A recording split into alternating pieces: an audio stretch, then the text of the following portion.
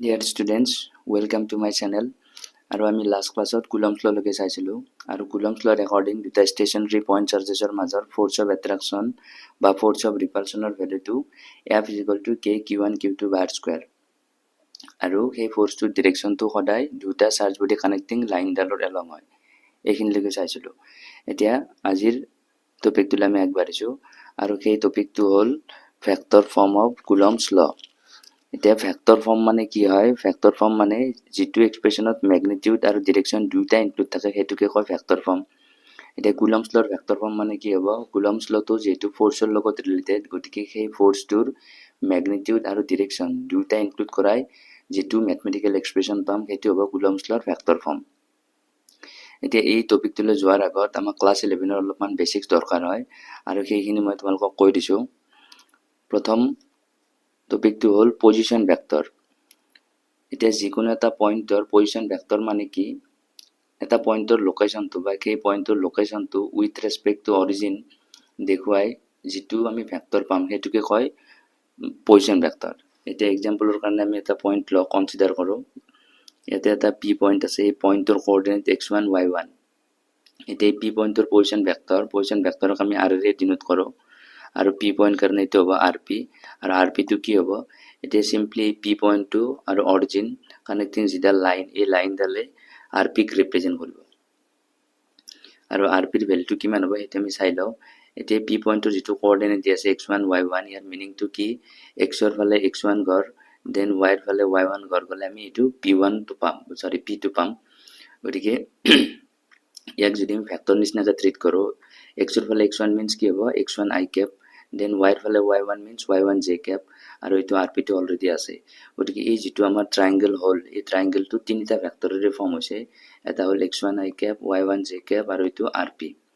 ইয়াতে যিহেতু তিনিটা ভেক্টৰ আছে, গতিকে ইয়াতে আমি ট্ৰাইংগুলাৰ ল অফ ভেক্টৰাইজেশ্যন এপ্লাই কৰিব পাৰোঁ আৰু ট্ৰাইংগুলাৰ ল অফ ভেক্টৰাইজেশ্যনৰ একৰ্ডিং দুটা ভেক্টৰ সেম অৰ্ডাৰ বা সেম বেছনত প্লেচ কৰি যিটো থাৰ্ড সাইড হয়, সেই থাৰ্ড সাইডটোৰ বা থাৰ্ড ভেক্টৰটোৰ যদি অৰ্ডাৰটো মানে ইয়াতকৈ অপোজিট হয়, এই বাকী দুটাতকৈ অপোজিট হয়, তেনেহ'লে সেই থাৰ্ড সাইডটোৱে ৰিজাল্টেণ্ট দিয়ে আমাৰ এই বাকী দুটা সাইডৰ। গতিকে ইয়াতে আমি বিচাৰি লওঁ কোন দুটা সাইড ইয়াতে সেম অৰ্ডাৰ বা সেম ফেশ্বনত আছে আৰু কোনটো অপোজিট অৰ্ডাৰত আছে। ইয়াতে আমি ক্লিয়াৰলি গম পাইছোঁ x1 i কেপ এই ভেক্টৰটো টেইলৰ পৰা হেডলৈকে, দেন y1টো টেইলৰ পৰা হেডলৈকে এনেকুৱাকৈ আছে। গতিকে এই দুটাটো সেম অৰ্ডাৰত হ'ল, কিন্তু আৰ পিটোত যাবৰ কাৰণে কি হ'ব? এইটো হেডৰ পৰা টেইললৈকে যাব লাগিব। গতিকে আৰ পিৰ অৰ্ডাৰটো ইয়াতে অপোজিট আছে, তাৰ মানে কি হ'ব? আৰ পিটোৱে ইয়াতে ৰিজাল্টেণ্ট হ'ব। গতিকে ইয়াৰ পৰা আমি চাব পাৰোঁ আৰ পিটো কি হ'ব? x1 i কেপ আৰু y1 j কেপ এই দুটা ভেক্টৰৰ ৰিজাল্টেণ্ট। তো সেনেকৈ আমি আৰ পিটো পাই গ'লোঁ। এইটো আছিল আমাৰ 2 ডাইমেনশ্যনেল কোঅৰ্ডিনেট চিষ্টেম। এতিয়া যদি আমি 3 ডাইমেনশ্যনেল কোঅৰ্ডিনেট চিষ্টেম এটাত পইণ্ট এটা কনচিডাৰ কৰোঁ আৰু পইণ্টৰ কোঅৰ্ডিনেট x y z দি আছে, তেতিয়া এই পি পইণ্টৰ পজিশ্যন ভেক্টৰটো কি হ'ব? এই পি পইণ্টটোক অৰিজিনৰ লগত কানেক্ট কৰিলে যিডাল লাইন পাম সেইডালে আৰ পিক বুজাব আৰু আৰ পিৰ মানটো কিমান হ'ব? x i cap plus y j cap plus z k cap. এক্সাম্পলৰ কাৰণে আমি যদি চাওঁ, সাপোজ আমাক বি এটা পইণ্ট দি আছে, তাৰ ভেলুটো দি আছে 2 3 -5। এতিয়া বি পইণ্টৰ পজিশ্যন ভেক্টৰটো লিখিব লাগে, তাৰ কিমান হ'ব? ভেলুটো 2i cap plus 3j cap minus 5k cap. এইটো হৈ গ'ল আমাৰ বি পইণ্টৰ পজিশ্যন ভেক্টৰ। গতিকে এনেকৈ আমি পজিশ্যন ভেক্টৰটো চালোঁ। নেক্সট যিটো টপিক ইম্পৰ্টেণ্ট সেইটো হ'ল ডিছপ্লেচমেণ্ট ভেক্টৰ। এতিয়া ডিছপ্লেচমেণ্ট কি হয়? দুটা পইণ্ট কানেক্টিং যিটো শ্বৰ্টেষ্ট পাথ, সেই শ্বৰ্টেষ্ট পাথটোকে কয় ডিছপ্লেচমেণ্ট। এতিয়া আমি চাম ডিছপ্লেচমেণ্ট ভেক্টৰ এটাক কেনেকৈ in terms of position vector express কৰিব পাৰোঁ। তো তাৰ কাৰণে আকৌ এক্সাম্পল লওঁ। এক্সাম্পল ইয়াতে দুটা পইণ্ট কনচিডাৰ কৰিলোঁ এ আৰু বি, আৰু এই পইণ্টৰ পজিশ্যন ভেক্টৰটো এইটো দি আছে আৰ এ, বি পইণ্টৰ পজিশ্যন ভেক্টৰ আৰ বি। যদি এতিয়া এৰ পৰা বিলৈ এই পাথটোৰে ট্ৰেভেল কৰোঁ তেতিয়া ডিছপ্লেচমেণ্ট কভাৰ কৰা হ'ব আৰু এই পাথটোৰ লেংথটো দি আছে আমাক ডি। এতিয়া ডিছপ্লেচমেণ্ট কভাৰ কৰিলে এৰ পৰা বিলৈ পেলাই আহিলোঁ, গতিকে এইটো হ'ল ডিছপ্লেচমেণ্ট আৰু ইয়াক ভেক্টৰ ফৰ্মত নাম এটা দিলোঁ এ বি ভেক্টৰ বুলি। এতিয়া এ বি ভেক্টৰটো আমি কেলকুলেট কৰিব লাগে in terms of position vector. তো তাৰ কাৰণে যদি আমি চাওঁ, এইটো আকৌ এটা ট্ৰাইংগল ফৰ্ম হৈছে আৰু এই ট্ৰাইংগলটোত তিনিটা ভেক্টৰ কোৱান্টিটি আছে আৰ এ, আৰ বি আৰু এ বি। এতিয়া ইয়াতে আমি বিচাৰিব লাগিব কোন দুটা সাইড সেম অৰ্ডাৰত কানেক্ট আছে ইয়াৰ পৰা আমি ক্লিয়াৰলি দেখা পাইছো আৰ এ তেলৰ পৰা হেডলৈকে দেন এ বি তেলৰ পৰা হেডলৈকে কিন্তু আৰ বি টো হেডৰ পৰা তেললৈকে আছে তো আৰ বি টো হ'ব ইয়াতে ৰিজাল্টেন্ট তো ৰিজাল্টেন্ট যদি হয় according to triangular law of factorization R B is equal to হ'ব R A plus A B আমাক লাগে এ বিৰ ভ্যালু গতিকে এ বিৰ ভ্যালুটো কিমান হ'ব আৰ বি মাইনাস আৰ এ এনেকৈ আমি এ বি ভেক্টৰটো পাই গ'লো এতিয়া এ বি ভেক্টৰটোৰ কি থাকিব ম্যাগনিটিউড আৰু ডিৰেকশন দুটা থাকিব ম্যাগনিটিউডটো ইয়াৰ ম্যাগনিটিউডটো কি হ'ব ম্যাগনিটিউডটো হ'ল এই দুটা পইণ্টৰ মাজৰ যিটো সেপাৰেচন সেইটো হ'ল ম্যাগনিটিউড গতিকে ইয়াতে এ বি ভেক্টৰটোৰ ম্যাগনিটিউড কিমান হ'ব ডি হ'ব আৰু ইয়াৰ পৰা সাপোজ আমাক ডিৰেকশনটো লাগে তো ডিৰেকশনৰ কাৰণে কি কৰোঁ আমি সদায় ক্যাপ লওঁ গতিকে এ বি ভেক্টৰটোৰ ক্যাপ কিমান হ'ব এ বি কমপ্লিট ভেক্টৰটো ডিভাইড বাই তাৰ magnitude A B already complete ভেক্টৰটো এইটো R B minus R A আৰু ম্যাগনিটিউড দি আছে গতিকে এ বি ক্যাপটো কিমান হ'ব R B minus R A divided by D এইটো হৈ গ'ল আমাৰ এ বি ক্যাপটো গতিকে এনেকৈ আমি এ বি ভেক্টৰটো পাই গ'লো এতিয়া যদি আমি সেম পয়েন্ট দুটাই আকৌ কনসিডাৰ কৰো A B সেপাৰেশন D year position vector R A R B আছে এতিয়া যদি এৰ পৰা বি লৈ যোৱাৰ হলনি বিৰ পৰা এ লৈ যাও তেতিয়াও ডিসপ্লেসমেন্ট কভাৰ কৰা হ'ব কিন্তু এটো ডিসপ্লেসমেন্ট আৰু এটো ডিসপ্লেসমেন্টৰ মাজত ডিফাৰেন্স এটা হ'ল মেজৰ ডিফাৰেন্সটো কি ইয়াতেও ম্যাগনিটিউডটো সেম আছে ডিসটেন্স ডি ইয়াতেও ডিসটেন্স ডি আছে কথা হ'ল ইয়াতে লেফটৰ পৰা ৰাইটলৈ আহিছো কিন্তু ইয়াতে ৰাইটৰ পৰা লেফটলৈ গৈছো গতিকে ইয়াতে ডিৰেকশনটো অপোজিট আছে তো ডিৰেকশনটো অপোজিট থাকিলে এতিয়া আমাক লাগে এই বি এ ভেক্টৰটো কিমান হ'ব বি এ ডিসপ্লেসমেন্ট ভেক্টৰটো তো তার কারণে ইয়াতেও আমার এই যে ট্রায়াঙ্গেল পাইছো ইয়াতে যদি আমি ট্রায়াঙ্গুলার ল অফ ফ্যাক্টরাইজেশন লগাও ইয়াতে ক্লিয়ারলি দেখা পাইছো আমার দুটা সেম অর্ডারত থাকা ফ্যাক্টর দুটা হল আর বি টু টেলৰ পৰা হেডলৈকে দেন বি এ টেলৰ পৰা হেডলৈকে কিন্তু আৰ এটো আছে হেডৰ পৰা টেললৈকে গতিকে ইয়াতে আৰ এটো হ'ব ৰিজাল্টেন্ট কাৰ আৰ বি আৰু বি এৰ গতিকে ইয়াতে R B plus B A কৰি পেলাই আমি আৰ এ পাম তো তাৰ পৰা বি এ ভেক্টৰ কিমান হ'ব R A minus R B হ'ব গতিকে এনেকৈ আমি বি এ ভেক্টৰটো ক্যালকুলেট কৰিব পাৰিম আৰু বি এ ভেক্টৰটোৰ ডিৰেকশন কি হ'ব B A cap is equal to R A minus R B divided by D হ'ব এইখিনি হৈ গ'ল এতিয়া ইমান এনালাইসিস নকৰাকৈ আমি সিম্পলি যদি ট্ৰিক লগাই পেলাই ইয়াতে আমি এ বি ভেক্টৰ বা বি এ ভেক্টৰটো ক্যালকুলেট কৰিব পাৰো ইন টাৰ্মস অফ পজিশন ভেক্টৰ তো হেতুৰ কাৰণে যদি আমি চাও এ বি ইনিশিয়াল পয়েন্ট আছে এ আৰু ফাইনাল পয়েন্ট হল বি তো এ বি ভেক্টৰটোৰ কাৰণে ডিসপ্লেসমেন্ট ভেক্টৰ কিমান হ'ব এই ফাইনাল পয়েন্টৰ position vector R B minus R A আৰু এটোৰ কাৰণে কিমান হ'ব ইনিশিয়াল পয়েন্ট বি আৰু ফাইনাল পয়েন্ট এ গতিকে ইয়াতে ডিসপ্লেসমেন্ট ভেক্টৰ হ'ব R A minus R B এটো হল ট্ৰিক যিকোনো দুটা পয়েন্টৰ মাজৰ ডিসপ্লেসমেন্ট ভেক্টৰটো কি হ'ব ফাইনাল পয়েন্টৰ পজিশন ভেক্টৰ মাইনাস ইনিশিয়াল পয়েন্টৰ পজিশন ভেক্টৰ ইয়াতে গোটেইখিনি নোটছটোত আছে তোমালোকে পিডিএফ ফৰ্মেটত পাই যাবা গতিকে আমি এনেকা ক্লাস 11 যিখিনি বেসিক্স কুলম্বস লৰ ভেক্টৰ ফৰ্মটো বুজাৰ কাৰণে ইম্পৰ্টেন্ট সেইখিনি আমি চাই ললো এতিয়া হ'ব আমাৰ আজিৰ টপিকটো লৈ আৰু সেইটো হ'ল vector form of Coulomb's law এতিয়া এই ভেক্টৰ ফৰ্মটোৰ কাৰণে আমি দুটা পইণ্ট চাৰ্জ কনসিডাৰ কৰিলে এটা হ'ল q1 আৰু q2 আৰু q2 এই দুটা পজিটিভ নেচাৰ বুলি ধৰি ললো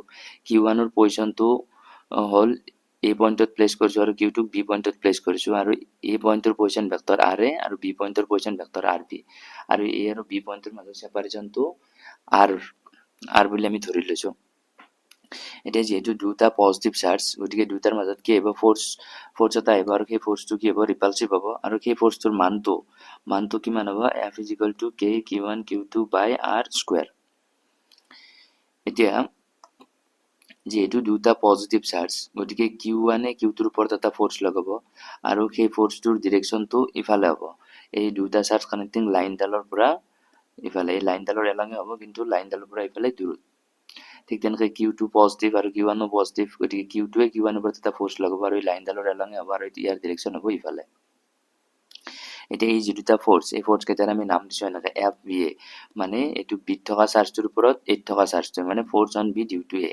আৰু এইটো ফোৰ্স হ'ল force on A due to B এতিয়া কুলম্বস লৰ ভেক্টৰ ফৰ্ম মানে এই দুটা আমি ফোৰ্স পাম এই ফোৰ্স কেইটাক ম্যাগনিটিউড আৰু ডিৰেকশন দুটা ইনক্লুড কৰা এক্সপ্ৰেছ কৰিব লাগে সেইটো হ'ব কুলম্বস লৰ ভেক্টৰ ফৰ্ম তো তাৰ কাৰণে আমি চাই লওঁ এই এফ বি এ আৰু এফ এ বি এই দুটা ফোৰ্সৰ ম্যাগনিটিউড কিমান হ'ব এই দুটা ফোৰ্সৰ ম্যাগনিটিউড এইটোৱে হ'ব k q1 q2 বাৰ স্কয়াৰ কিন্তু ইয়াতে ডিফাৰেন্সটো ক'ত আছে ইয়াতে ডিফাৰেন্সটো হ'ল ডিৰেকশনত এটা আছে লেফটৰ পৰা ৰাইটৰ ফালে আৰু এটা আছে ৰাইটৰ পৰা লেফটৰ ফালে এতিয়া যদি দুটা ভেক্টৰ কোৱান্টিটি ম্যাগনিটিউড সেম হয় কিন্তু তাৰ ডিৰেকশ্যনটো অপজিট, তেতিয়া সেই দুটা ভেক্টৰ কোৱান্টিটিক আমি এনেকৈ এক্সপ্ৰেছ কৰিব পাৰোঁ A is equal to minus B. ইয়াতে ধৰি ল'লোঁ সেই দুটা ভেক্টৰ এ আৰু বি বুলি।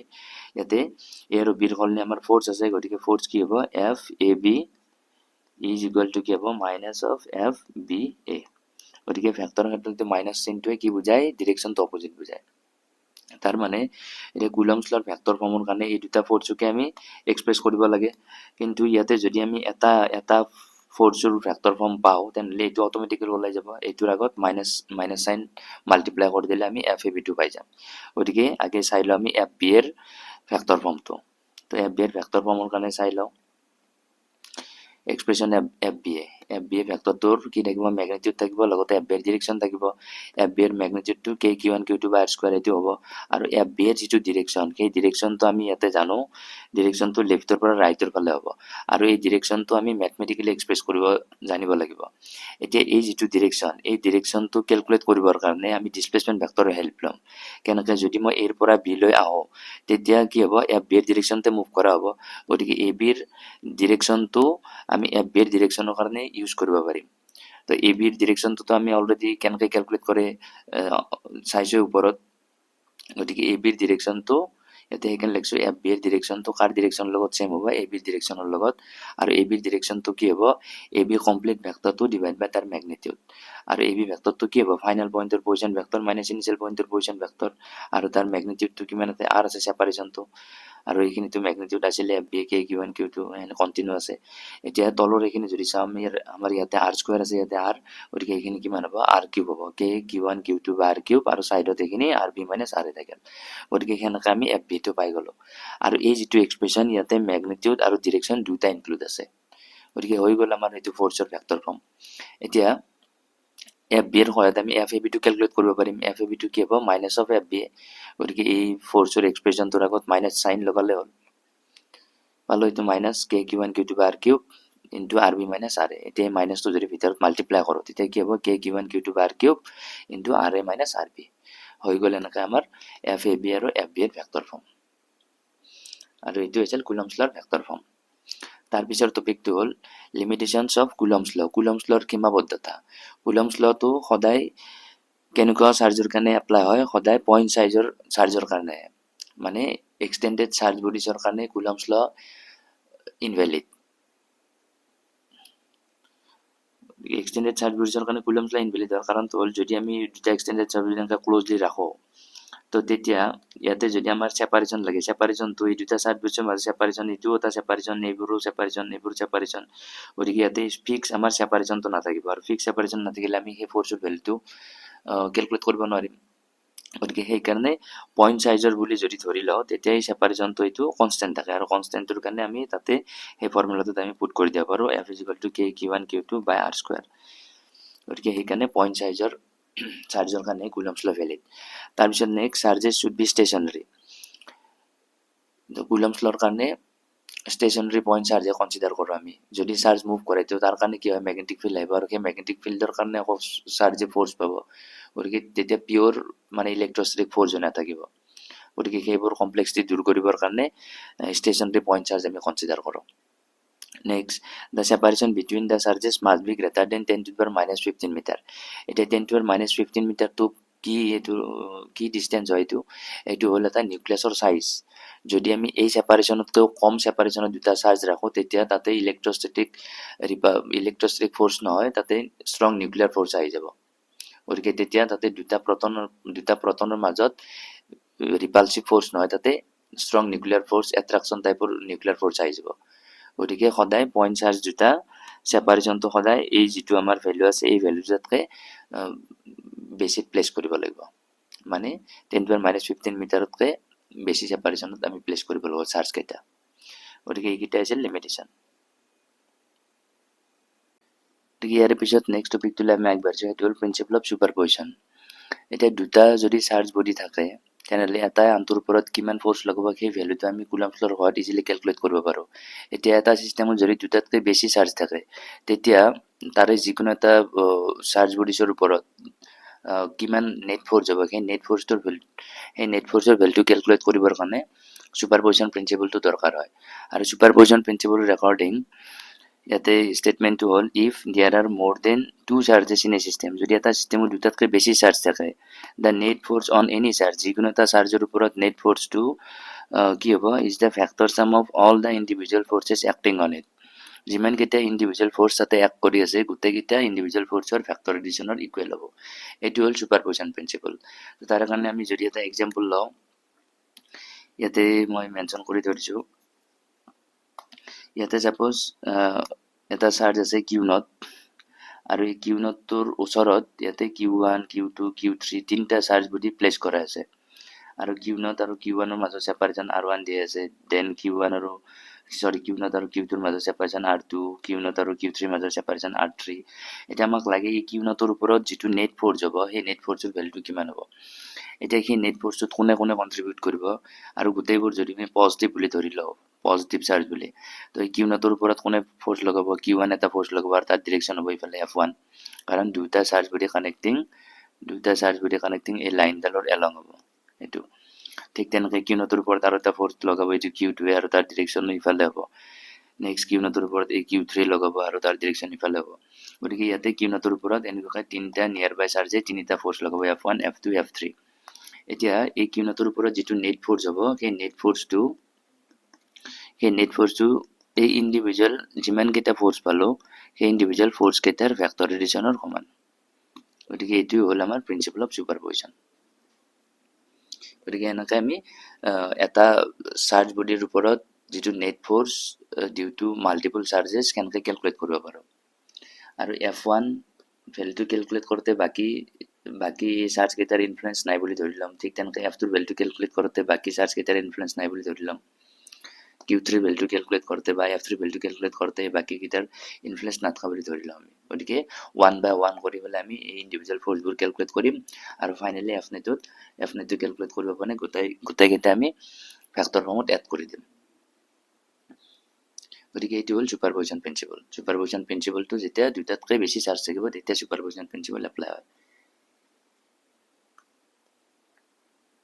ইয়াতে এইটো মেথমেটিকেলি এইটো লিখা আছে, if a charge Q experiences force F1, F2, F3 dot dot due to multiple charges Q1, Q2 ইমান, দেন এফ নেট কিমান হ'ব ইণ্ডিভিজুৱেল ফ'ৰ্চবোৰৰ ফেক্টৰ এডিশ্যন। এইটো নৰ্মেল এডিশ্যন নহয় কিন্তু ফেক্টৰ এডিশ্যন। গতিকে আজিৰ ক্লাছটো ইমানতেই সামৰিলোঁ, আৰু ইয়াৰ পিছৰ ক্লাছত আমি এই টপিকবোৰৰ ওপৰত নিউমাৰিকেল ছল্ভ কৰিম, আৰু লগতে তাৰ পিছৰ টপিকবোৰ ষ্টাডি কৰিম।